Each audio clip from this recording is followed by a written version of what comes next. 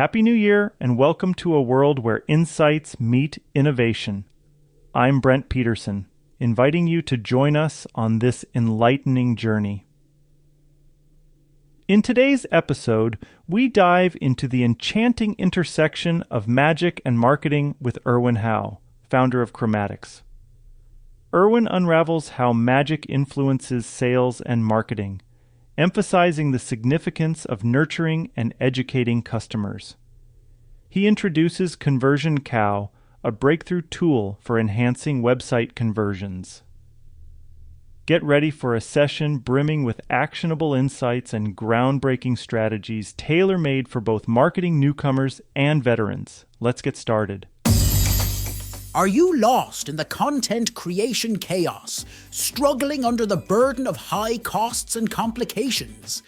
Does the thought of regular content posting make you break out in hives? We feel your pain, but don't despair. Your content hero has arrived.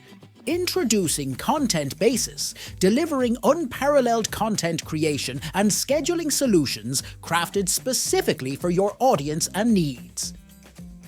Harnessing the power of AI, we efficiently deliver on-point content every time.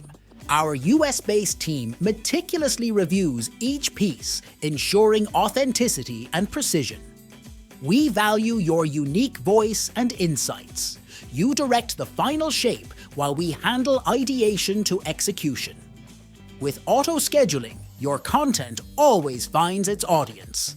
And with bi-weekly check-ins, our strategies sync with your vision. At Content Basis, we're your dedicated ally in the content battlefield. From ideation to posting, we've got your content journey covered. Visit contentbasis.io and say goodbye to content chaos today. That's contentbasis.io.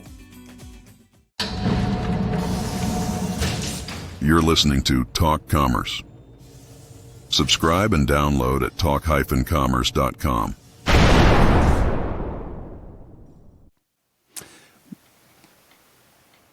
Welcome to this episode of Talk Commerce. Today I have Irwin Hau. He is the founder of Chromatics. Irwin, and a lot of other things, by the way, and he's a magician, and I'm super excited to talk about that. Irwin, why don't you go ahead, do an introduction for yourself, much better than I did. Tell us your day-to-day role and maybe one of your passions in life. Yeah, no, for sure. So my name's Irwin. Irwin is in Steve Irwin. I'm not the crocodile hunter and stuff like that, but I'm definitely what we call the website whisperer.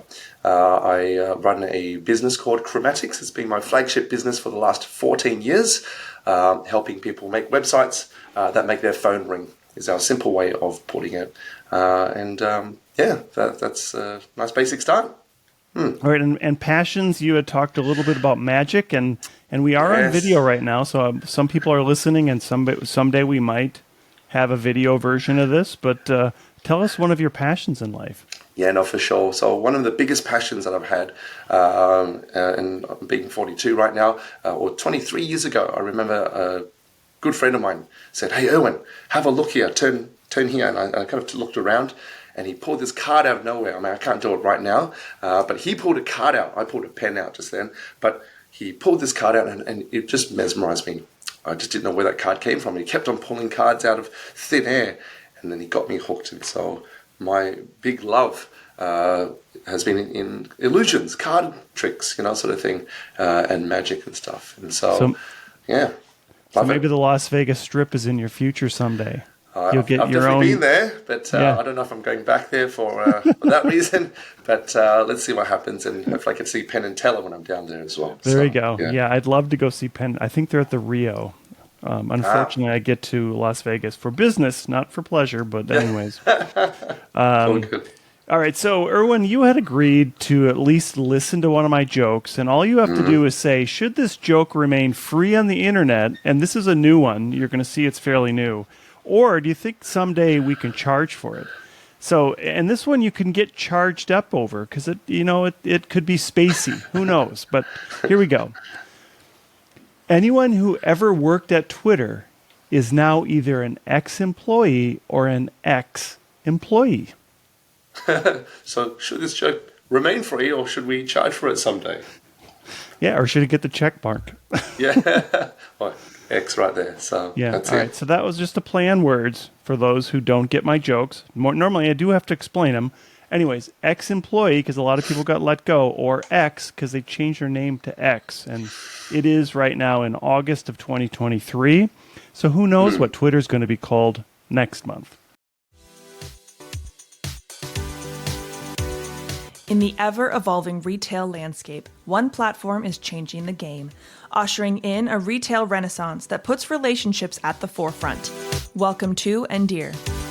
Endear is a CRM built for omni-channel brands, empowering them with the consumer data to deliver a personalized, efficient customer experience that drives sales and retention.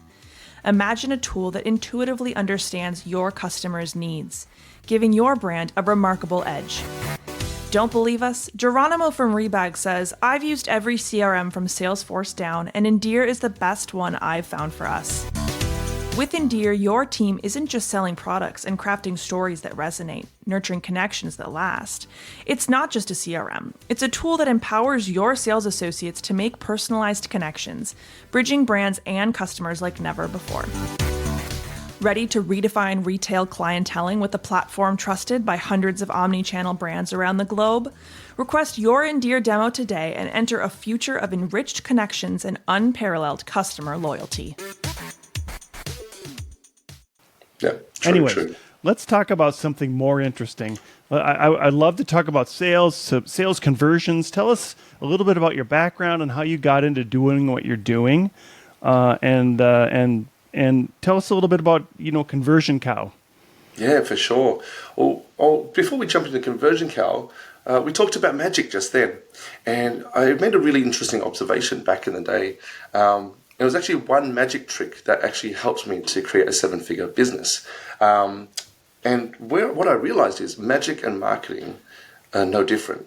I remember magic was more about getting someone's attention and making someone take action for entertainment purposes. I know you call it action because, in the right direction, we'll call it.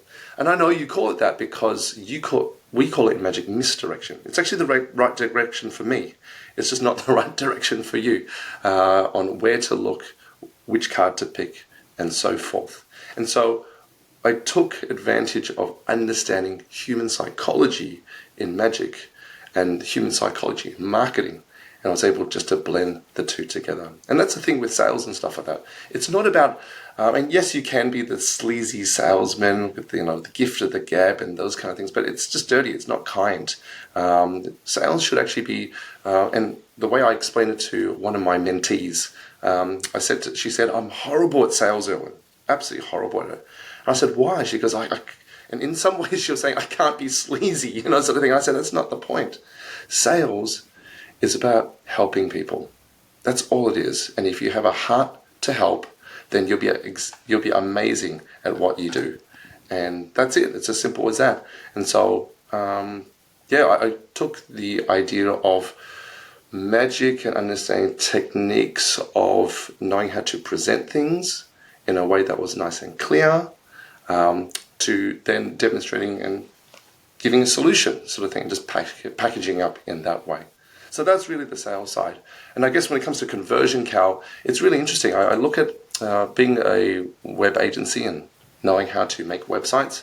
I realized everyone seems to fail at their websites. And there's 4 areas. I'm going to make it really simple. A website should really articulate 4 things. Who are you? What do you do?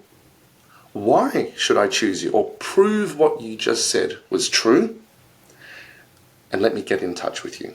It's really simple. I don't think I've told you anything, Brent, that's been mind-changing. I've blown your mind. It's pretty obvious. It's the same as if we met for the first time. Say we bumped into each other, at a networking meeting, at a bar, or just as friends. I would have said, hi, my name's Irwin. Who are you? What do you do?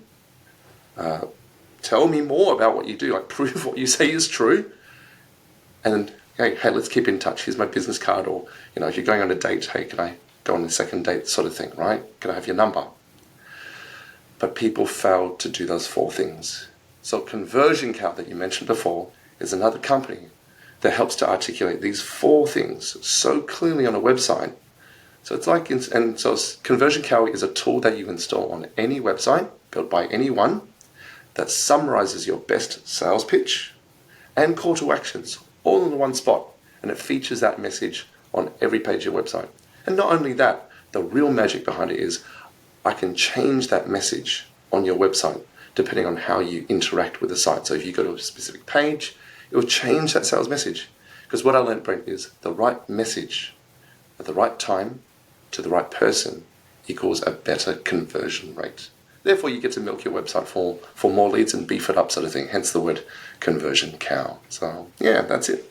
That's awesome. So I before we jump into Conversion Cow, I want to go back to sales, and I want to pick on a certain industry because it seems like you had mentioned sleazy salesperson, and I'm going to pick on an industry. It's the car industry, and it seems like the salespeople sometimes are sleazy, but in my experience, a lot of salespeople just don't do the follow-up. Like they don't. There's all kinds of little pieces to being a good salesperson that you don't even have to be sleazy. I'm a firm believer in that if you want something or you believe in something, that you're going to you're going to educate somebody into them wanting to buy it. And I think the best salespeople are the ones that say, you know, you don't have to buy this today, and you're going to love it. Whatever, however they sell it, right? The other industry that I'm going to pick on is the timeshare industry, where they sit you down in a 90-minute meeting and they say you're going to have to get this, and you can't use your phone to Google all the facts they're giving you and blah blah blah. But tell us a little bit about some of those aspects that make a salesperson sleazy, or let's start with the sleazy part. Yeah. What is it that sets somebody out apart from your normal sort of salesperson? Yeah. Well, let's use 3 words that you've mentioned, and it's really the opposite. So let's talk about what sales is, because the opposite of these words is what sleazy is. You said 3 words: care, help, educate. So to me, if I'm doing proper sales, number 1, I should really care about you more than me. Number 2, my job is to help you to understand, which kind of combines the help and the educate, to understand the benefits of what I do. And if it's not the right fit, I'm not the right fit then for you, Brent. And the 4th word I'm going to put in is the word refer. I will then tell you what the right answer should be. Sleazy sales is the opposite to all that. I don't care about you. I care more about me. I'm not here to help you. I'm here to force information into you. And I don't care about your situation. I'm not here to educate you. I don't want you to get better. I just want to push my information and agenda on you in a way that isn't even customized to you. And if I'm not the right fit, I will make you the right fit, even if it's not. Nor am I going to give any other advice outside of myself. So it's a very self-centric approach, as opposed to an other person approach to it. So when doing sales, I think you should be honest enough to say, I'm actually really bad at this. I don't do this. And if this is what you're looking for, I can't help you with this. But if this is what you're looking for instead, or that in this case, if that is what you're looking for, which is what I do, then I'd love to help you. And if I cannot, can I at least give you some tips? So, and this is a line I love using. And I learned it from one of my best friends. He said, I want to leave you better than when I first met you. And that to me sums up what true sales is. I want to leave you better than when I first met you. I want you to be, and it's actually a funny principle that I teach a couple of my mentees this. I call it the 20-cent rule. We do deal with cents here, and we've got a 20-cent coin here in Australia. And what I don't call this, because I just so happened that day to have a 20-cent coin in my hand. And I said, and we talk about these win-win situations, yeah? And I said to this gentleman, I said to him, I want to leave you 20 cents better. I know you've given me nothing, so I want to make sure I give you 20 cents. If you're going to give me 20 bucks, I'm going to make sure I give you 20 bucks and 20 cents. I always want to leave you one better And you should always be winning more than I do. And if you choose to want to help me, that's another story. But I want to make you first above myself. To me, if you do sales like that, not only will you have more fun, it actually ends up being a better world. So yeah, that's it. And that's great. I mean, I want to go back to refer, because I think the part where you're helping people, a lot of new businesses get trapped into wanting to do everything and are also afraid to turn away business, right? So referring business, and I was in the agency space for a long time as well. And I understood how important a partner network was and how important it was to be able to refer somebody to somebody else. The opposite of that is, hey, I'd like to do everything for the customer, even if I'm not good at something, right? So in the second case, where you are just projecting something on somebody else because you want all the business, you're going to give them maybe something good, right? But you're also going to give them something substandard. And the risk there is that substandard thing could be 5 or 10% of your business, but it makes the client leave you. Yeah. Talk a little bit about how referrals and partners, and how really focusing on what you're good at helps you to be a better salesperson. I used to be that guy, Brent, that I would say when we first started, I'll do everything for you. We want to be a full service agency. And it's not because it came from a bad place. It was actually a really good heart, because we felt that we could actually help people, and we want to be as helpful as possible. If you're in pain, I'm not going to go, well, I'm not going to do anything. I want to help. But then I realized two things, and you kind of touched on it. Number one, I wasn't the best at category B, C, D. I might be been fantastic at A, but I couldn't do B, C that well. Number two, the client got something good, but not great. And funny enough, just behind the scenes, Brent, I realized I didn't actually make money out of it. It turned from profitable to not as profitable.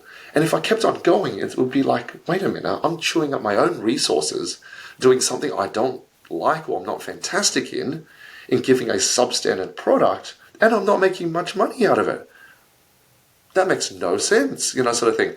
And so the penny dropped for us when we realized, you know what, as a personal thing, an ethical thing, a moral thing, and just a helpful thing, that we realized, you know what, if we just focus on what we're stupidly good at, I think people would love that. And then I realized, you know what, B and C, those other things that I didn't do, wait a minute, there's people who actually do it like amazingly, and they only do that. So if we band together, if we partnered together, wouldn't we be a force to be reckoned with? Like, you've got one specialist in category A, you've now got a specialist in category B, specialist in category C, mate, we would actually give an amazing service. And so I get this comment all the time when I say this. Clients go, well, I'm looking for a one-stop shop because, I don't want to deal with 3-4 different people and stuff. I think what they're trying to say is they don't want to deal with 2-3 different people who don't know each other and don't know how to work together. That's when it ends up being finger pointing, going, oh, it's not me, it's person B, and B's like, no, it's not me, it's person C, and C's not, it's person A. No. We'll sort out the mess together, because our heart is to serve you. So you tell us what your problem is, we'll band together, we'll work it out. Thank you so much. And so you can see that word help, care, educate, and having great partners to suggest. And let's be honest, sometimes when we refer, Brent, I got off a call yesterday. I wasn't able to refer a partner because he wasn't actually looking for a partner. He just needed a strategy. The truth is, no one would open their mouths for him unless they paid. And so I said to him, well, I'm not going to lie. It sounds like you're in your early stage of your business. I remember what that feels like. And I couldn't afford, $5,000, $10,000 strategies. And you know what? Just between you and I on this phone call, do you mind if I just tell you my opinion of what I would do if I was you? Don't take it as gospel. It's just my little opinion. But do you mind if I just lay it down on you? I gave him the whole strategy. I just said, if I was you, I'd do A, B, C. I'd go to do this with A. I'll look up this website for B, and I'll look up this resource for C, and I'll use ChatGPT for D, sort of thing. And I'll get ChatGPT to write it out, blah. He was blown away because he was expecting more like a, sorry, too big for me, hang up the phone, we're done. I felt fantastic after it. It didn't cost me too much. It was just a little bit of time and stuff like that. For him, it was the world. And he said, this was the most different phone call I've ever received. I was expecting someone just to say, no, sorry, or whatever. I said, just take it. He goes, what do I owe you? I go, well, you can leave me a review if you like, or you can send me I don't know, but you don't owe me anything. It's just take it, have some fun with it. And I think that's the attitude we should have. That's it. Yeah, that's good. We're talking about sales, and then we're talking about marketing, and marketing is really just up higher in the funnel, right? And we talked about the care part and who the focus is on. And I've heard it said over and over that your website should be about your customer, not about you.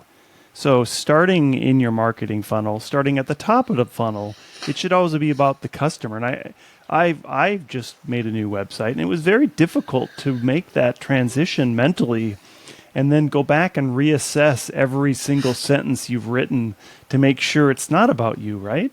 Talk a little bit about how you can almost force yourself to stop thinking about yourself, because the solution is not you. The solution is the happy customer, right? Having done a lot of website whispering, and I've analyzed 60,000 plus websites since 2009, I did a calculation on that as well. Can I just take what you just mentioned, and I'm just going to, like a poker game, I'm going to call it and raise it a little bit. Because everyone does say, it's not about you, it's about the customer. Yes and no.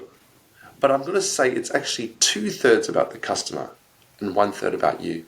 Because it has to still have a little bit of you in there, because people want to know about you. It's just that they want to know about the solution that they're going to receive first. And then you talk about you, because you still need to show credibility. The focus and the mindset when going through your website should really be, what is the result and benefit that the customer is going to receive through my service and product? That should actually be the only question you need to answer that ultimately helps the customer. So if you can articulate what is the result and the benefit that the customer is going to get, then hey, you've done the right thing. And then you throw in what you do, because everyone's going to go, thank you for the result and benefit. But what is it how can you achieve that? Well, it so happens that, at Chromatics, at ConversionCal, we make websites, or we help you get more leads because we're a tool that you install. You still need to talk about yourself. But again, 2/3 them, 1/3 you. 20 cents more for them, but you still get a little something as well, right? And it's knowing how to combine those two and putting it in the right order. You don't want to put the cart before the horse. The horse is the customer. The cart is you, and you need both. That's great. Talk a little bit about the education portion of it. How much should people, especially in the marketing at the top of the funnel, rely on educating the client about whatever they're looking for before they even get to a salesperson? Education is really important because we all start from a different base. We don't all have the same information. And let's be honest, some of the information is really poor. There could be things that I heard at a barbecue, and I'm going to now take that as gospel. Or I heard it at some webinar or some seminar. But you know what? Let's be honest.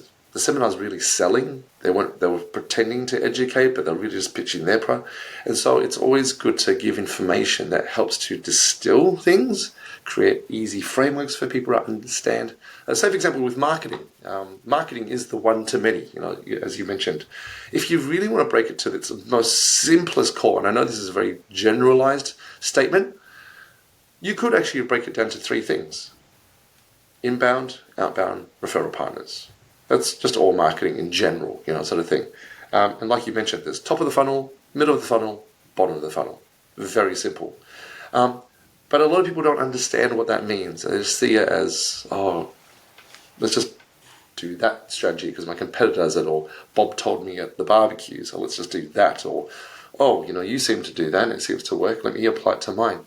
I think it's really important to give people frameworks to guide them and to know the why and the how to pull things off.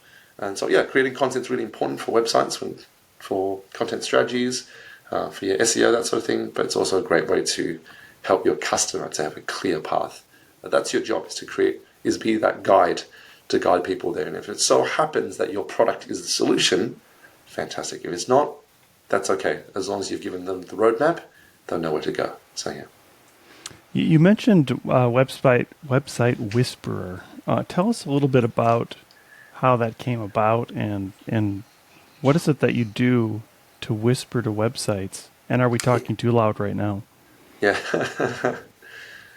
Website whispering, and the name came because a lot of the times I would actually look at a website and within seconds I could tell someone why it wasn't converting as well or what was wrong with it. And I ended up setting up a challenge for myself. If I could not tell you what was wrong with your website in 3 minutes, I owe you a free lunch.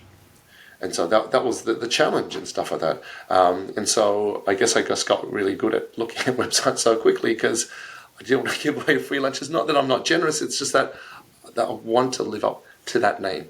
And once in a while, maybe take someone out if they actually found something really good. I actually look forward to actually take someone out to lunch because it's rare to find a website that is effective because there's always, it's kind of like Brent, if I said, I'm a perfect person. There's no such thing as a perfect person. There's no such thing as a normal person. Actually, I was saying to someone else as well. There's always going to be flaws, and I've got plenty of them. In the same way, a website is never perfect. It's an evolving beast that can always improve and change. And in many ways, and I'll give you a couple of examples, could be in content, in the messaging, could be in the layout, it could be in the structuring, could be actually in the design aesthetics, it could be in the style, it could be how it actually looks on different devices. There's so many different ways. It could actually be in the imagery, the videography, and how it's shot. And then the messaging in that as well. It could also just be in the load speed, how quick the user experience is. It's all these little things. It could even be bad hosting that chugs the website and makes it really slow. So it's all these little things that we just want to help people. Again, website whispering is really a disguise for the word helping. Can I just help you with your website and just tell you in less than 3 minutes why it's not great? It's as simple as that. So, yeah. And do you use the word why it's not great or what could be better?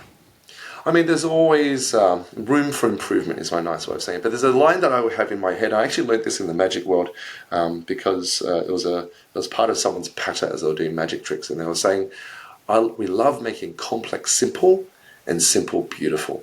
And I think that's really the heart behind better is can we take something that's really complex and make it simple? And let's make that simple, really beautiful. So, yeah.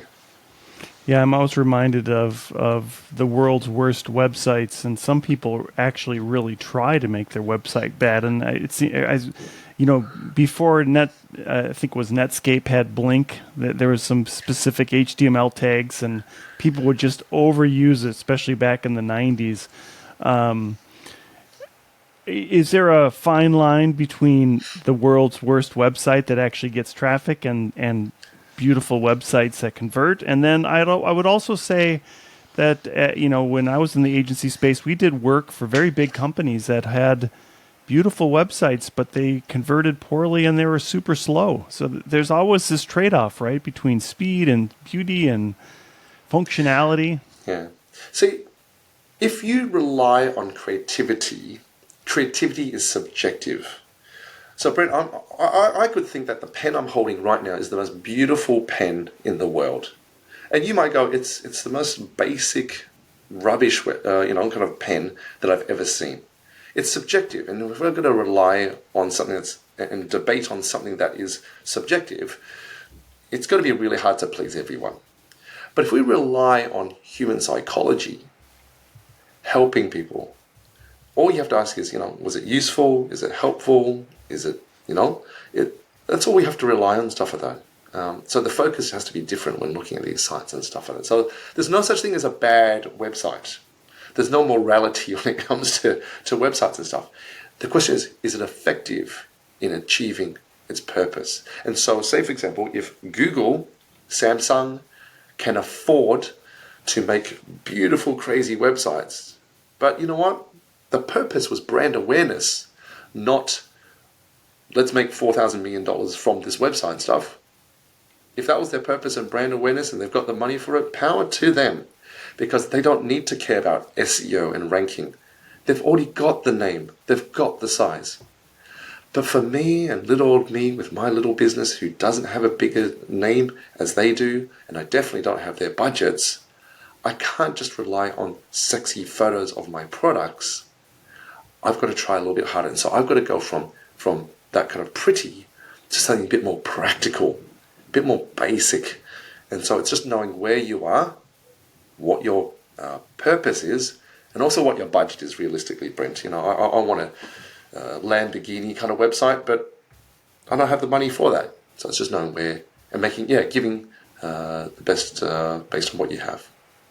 Yeah, the ironic part of that is that the Lamborghini isn't even the fastest car in the world. No, it's not. Tesla Model S with Plaid is much more affordable when you're talking about 0 to 100K in per 1,000, right?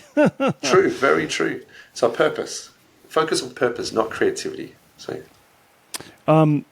we have a few minutes left. If you had some practical advice for people now going into the end of this last couple of quarters of this year of 2023, what do you think people should focus on? Do you think people are over-focusing on certain areas, or tell us what your outlook is? Yeah, no, for sure. I mean, I'm going to still tailor this back to websites, if you don't mind, and just helping businesses. Go back to basics. I think I was having a debate with a friend of mine, and we were both saying that we sometimes need to go back to the basics. I think we again, complex, simple, beautiful. I think we over-complexify certain things. And so my challenge for all the listeners today is look at your website and just answer those first 4 questions. And does your website answer those first 4 questions that I pitched at the very beginning? Not because Conversion Cow can do all that for you and makes it simple for you. I think everyone has the right to be able to update their existing website to go, is your website clear enough in articulating who you are, what you do, have proof to showcase what you do is amazing, that's social proof, and then is it easy for me to get in touch with you? Can I find your contact details? Is your phone number, email really prominent and easy to find? Those 4 things, if you can achieve that, I think it was worth listening to this podcast then. It's those key basics that I think will make a huge difference. And let's remember, your website is your best salesperson. It's not you. You're just the closer. The website does the pulling in. And as long as we know how to get traffic to the website, that's your SEO, your AdWords, your socials, all that kind of stuff, and your website converts, that's how you're going to get more customers. So that's my focus for this period. Yeah, one of my friends has always said this for a website, and I'll add the 5th element.